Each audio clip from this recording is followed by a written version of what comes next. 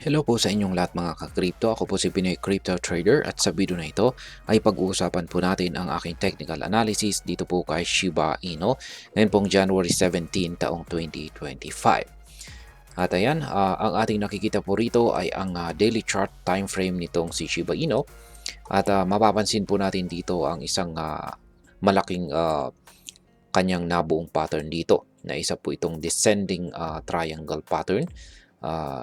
Yan po yung dalawang kulay puti na linya rito. Ayan. At yung inaabangan po natin dito ay yung kanyang mararanasang breakout. Ayan. Dahil sa umabot na po ito sa dulong bahagi nito, ay wala na po siyang mapagpipilian kundi ang magkaroon ng breakout. At nito pong nakalipas na January 15, ayan, tuluyan na pong nakaranas ng breakout or tumagos na po ang market price ni Shiba Inu dito sa upper portion ng ating pattern na ito. Ayan, isa po itong bullish breakout. Ayan, bullish breakout. Kung pag sinabi po nating bullish breakout ay isa po itong signal, ayan, or sinyales na nagsasabing aangat na ang market price ni Shiba Inu or magre-resulta po ito sa pag-angat ng kanyang presyo. Kaya yan po yung inaasahan natin dito. At kaso ang naging problema po rito ay yung isang indicator natin. Hindi po siya sumabay. Ayan, kitang-kita na po natin na yung ating QQE mode indicator dito sa ibaba ay blanco. Ayan, walang nabuo na QQE bars at hindi po yan maganda. Kung wala pong nabuo na QQE bars ay indecision po yan. Ibig pong sabihin nito ay nagkakaroon po ng balanse or parang 50-50 yung pwersa ng mga buyers at saka sellers. Kaya parang tabla or pantay lamang yung kanilang pwersa. Kaya parang sa tug of war. Ayan, kung familiar po kayo sa laro na tug of war ay parang pantay po yung kanilang lakas. Ayan, yung panghatak sa tali, pantay po sila ng lakas. Kaya ganyan po yung nangyayari dito. At kung pantay po yung kanilang puwersa, ay madalas po itong nagre-resulta sa consolidation. Ayan, consolidation ng market price. Kaya yan ang nangyari, nag-consolidate po siya. Pero pagdating po rito sa ating Halswith indicator, ay okay naman po siya, nagkulay green na siya. Kaso wala pa rin kasi maliit yung pangangatawan nito. Ayan, maliit yung kanyang pangangatawan. Ayan, at kailangan po talagang at least lumaki yung sukat nito kaagad. At yan, at saka dapat sana ay sumabay rin yung ating QQE mode indicator dito. Ayan. Kaya kung pag ganyan po, kung sakali yung gusto nating makita rito para kung sakaling inaasahan natin ay magresulta sa pag-angat sa presyo itong si Shiba Inu, ay kailangan po na ayan, unang-una ay nagkaroon tayo ng breakout dito. Ayan, which is meron tayo rito. Ngayon ay lumabas po yung kulay green na buy signal natin or bullish signal natin dito sa Halswith indicator, which is okay na rin. Kaso dito sa ating QQE mode indicator ay gaya ng aking sinabi kanina ay wala. Yan, kailangan po talaga na magkaroon ng pagkakatugma na ipinapakita na signal yung ating mga indicators dito. Kasi kung pag may kulang na isa rito, lalong-lalo na po yung ating QQE bar dito sa ibaba, ay maari pong mabigo yung inaasahan natin na paggalaw ng presyo ng market. Kaya yan po yung nangyari dito kay Shiba Inu. Yan, i-compare natin kay Bitcoin. Ayan, na technical analysis po natin itong si Bitcoin kanina.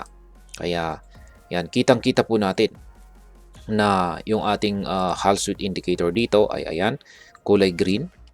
At saka yan, meron na rin po tayong nabubuo rito ng mga QQE bars na nandito sa ibabaw ng zero line. At saka yan, nagkukulay blue pa yung kasalukuyang QQE bar natin. Ganyan po talaga dapat yung makita natin na signals sa ating mga indicators. Kaya ayan, kung magresulta po ito sa breakout, yung kanyang kasalukuyang candlestick na ito, ay mataas yung chances na tuloy-tuloy yung pag-angat ni Bitcoin. Kaya yan, balikan po natin si Shiba Inu. Yan. Kaso dito kay Shiba Inu, ay ayan nga, yung parang hindi po maganda rito ay yung QQE bar natin dito. Ayan, dito. Noong January 15 ay wala po tayong nabuo na QQE bar, at ganun din noong January 16, at ngayon ay mukhang wala pa rin po itong balak na magpakita. Yan, mukhang wala pa ring balak na magpakita ang ating QQE bar dito. Kapag nangyari po yan ay mukhang tuloy-tuloy po yung kanyang mararanasang consolidation dito. Ayan, mukhang magko-consolidate lamang po siya. Mukhang ganyan ang kanyang magiging galaw kapag nagpatuloy po na ganyan yung ating nakikita na nabubuo o ipinapakita ng ating mga indicators. Ayan. Pero kung sakali man na biglang sumang-ayon yung ating QQE bar, ayan, nagpakita ng pagsang-ayon yung ating QQE bar dito sa ating hazard indicator dito, ay yan, dito na po siya magkakaroon ng pagkakataon or posibilidad na umangat ito. Yan. Pero bago po siya umangat at akyatin ang mas mataas na presyo, ay syempre kailangan po niyang lampasan yung dalawang minor resistance natin dito. May nakabang po tayong minor resistance dito sa 40 digits 2362 at saka 40 digits 2464. Ayan. Meron pala tayo nakaabang rito na isang buy pending or sell pending order po pala dito. Ayan, handa po akong mag-take profit diyan. Kaya ayan, yung buy naman, yung buy pending order kung saan ay handa akong bumili ay dito sa major support natin dito sa ibaba sa 40 digits 1768. Ayan, kung sakali man na babagsak itong si Shiba Inu, ay syempre mangyayari lamang po yan kapag tumagos siya sa support zone natin dito. Ayan, yung kulay red na ito. Ayan, pag tumagos po siya rito, babagsak siya, at ang unang haharang sa pagbagsak naman ito ay isang minor support dito po sa presyong 40 digits 1918. Kaya ayan po ang kalagayan ngayon ni Shiba Inu. Medyo matamlay pa rin po siya. Ayan, sa madaling salita ay matamlay po si Shiba Inu ngayon. Mukhang hindi po siya gaanong nakakasunod ngayon kay Bitcoin. At siguro yung parang nakikita ko po siguro dito na dahilan is yung bagong launching ng ecosystem ng Shiba Inu na si token. Mukhang napunta po yata lahat ng interest or pansin ng mga investors kay Treat token. Ayan, kay Treat. Kaya mukhang si Treat po yung talagang parang nagpapakita po ng magandang performance. Kasi yan, nag-shift po yung focus ng mga investors dito kay Treat. Kaya ngayon ay mukhang nagko-consolidate. Pero babalik din po siguro kung pag medyo mauubos na or manghihinan po siguro yung hype kay Treat, ay yan, babalik po sila dito kay SHIB. At baka dito na ulit makakabawi or babanat itong si Shiba Inu.